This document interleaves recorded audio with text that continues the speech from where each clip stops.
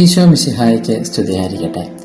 അയർലൻഡിലെ ഒരു കൊച്ചു ഗ്രാമമായ നോക്കിൽ 1879 ഓഗസ്റ്റ് 21 പരിശുദ്ധ അമ്മ പ്രത്യക്ഷപ്പെട്ടത്. അന്ന് വൈകുന്നേരം പള്ളിമേടയിലെ ജോലികൾ തീർത്ത് മടങ്ങി വരികയായിരുന്ന മേരി മക്ലോഗൻ ദേവാലയത്തിന്റെ മുൻപിൽ ചില രൂപങ്ങൾ കാണാനിടയായി. വികാരി അച്ഛൻ വരുത്തിച്ച പുതിയ രൂപങ്ങളായിരിക്കും എന്നാണ് മേരി ആദ്യം കരുതിയത്.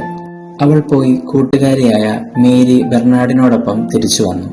അവർ ദേവാലയത്തിലേക്ക് തിരിച്ചെത്തിയപ്പോൾ അവിടെ ആകെ പ്രകാശപൂരിതമായിരിക്കുന്നതായി അവർ രണ്ടുപേർക്കും അനുഭവപ്പെട്ടു. എന്തോ അത്ഭുതകരമായ സംഭവം നടക്കാൻ പോകുന്നു എന്ന് തിരിച്ചറിഞ്ഞ മേരി ഉടനെ മുട്ടിന്മേൽ നിന്ന് ജപമാല ചൊല്ലുവാനായിട്ട് തുടങ്ങി. കൂട്ടുകാരിയായ മേരി ബെർൺ സുഹൃത്തുക്കളെ കൂട്ടിക്കൊണ്ടുവരികയും ഏകദേശം 15 പേർ ദേവാലയത്തിന്റെ മുൻപിൽ ഒത്തുകൂടുകയും ചെയ്തു.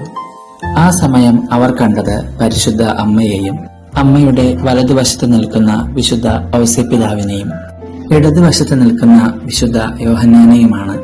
ഇവർക്ക് പുറകിലായി ഒരു ചെറിയ ബലിപീഠത്തിൽ ഒരു കുഞ്ഞാടും കുരിശുമുണ്ടായിരുന്നു.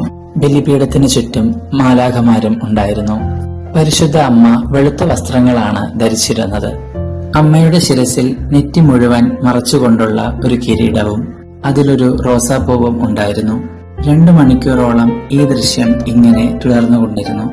ഈ സമയം മഴയും കാറ്റും ഉണ്ടായിരുന്നുവെങ്കിലും പ്രത്യക്ഷീകരണ സ്ഥലത്ത് ഒരു കാറ്റടിച്ചു പോലും ഒരു തുള്ളി വെള്ളം വീഴുന്നുണ്ടായിരുന്നില്ല. പ്രത്യക്ഷീകരണം കണ്ട സ്ത്രീകളിൽ ഒരാൾ അമ്മയുടെ കാലുതൊട്ട് വന്ദിക്കുന്നതിന് വേണ്ടി മുൻപോട്ട് ചെന്നപ്പോൾ അത് ചുമരിലേക്ക് അകന്നകന്ന് പോയിക്കൊണ്ടിരുന്നു.